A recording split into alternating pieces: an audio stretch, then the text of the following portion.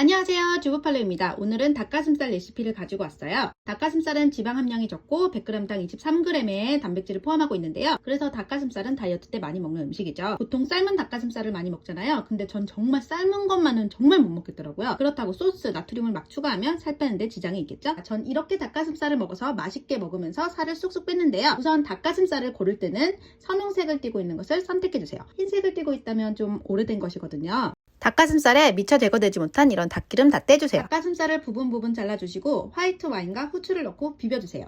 이건 영상용, 사실 수후추가 맛있더라고요. 반은 얼리고 반은 냉장 보관할 건데요. 첫 번째, 냉동 닭가슴살을 먹을 경우 따로 해동하지 않고 약한 불로 프라이팬에 냉동 채소와 함께 구워요. 냉동 채소는 물이 나와서 달라붙지 않아요. 그리고 한쪽 면의 색깔이 바뀌면 다진 마늘을 물에 풀어서 부어줍니다. 이렇게 구우면 소금 가득을 하지 않아도 잘 먹혀요. 구운 닭 맛있는 건 다 아시죠?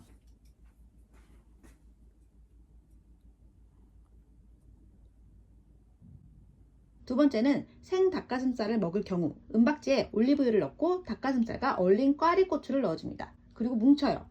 이렇게 익히면 기름이 하나도 안 튀어서 청소도 편해요. 얼린 꽈리고추에서 매콤한 물이 나와서 닭가슴살에 스며들거든요.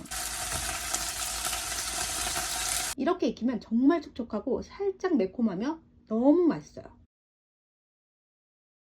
이번엔 이 촉촉한 닭가슴살로 햄버거를 만들 거예요. 동그랗게 잘라서 얼린 두부를 구워줍니다. 두부는 숟가락으로 쉽게 자를 수 있어요. 얼리는 이유는 쫀득한 식감도 식감이지만 이렇게 구울 때 물이 나오거든요. 그러니까 두부를 만들 때 넣는 간수를 더 많이 빼서 조금 더 저염으로 먹을 수 있죠. 그러니까 물이 나오면 버려두세요. 구운 두부에 홀그레인 머스터드 소스 바르고요. 홍상추와 파프리카, 닭가슴살을 올립니다. 이대로 먹어도 맛있는데 좀 심심하다 싶으면 노소트, 노슈가 케첩과 발사믹을 뿌려 먹으면 진짜 더 맛있습니다. 아주 단백질 덩어리 햄버거죠. 이렇게 먹으면 살이 안 빠질래야 안 빠질 수가 없어요. 레시피는 닭가슴살 싫어하는 우리 소비공주님도 좋아하는 건데요. 진간장 둘, 올리고당 둘을 넣고 섞어주세요. 그리고 물을 100ml 정도 넣고 같이 또 섞습니다. 닭가슴살과 채소를 넣고 소스 부어서 끓이면 끝이에요. 진짜 너무 쉽고 너무 편하죠? 특히 당근은 꼭 넣어주세요. 당근이 맛있거든요.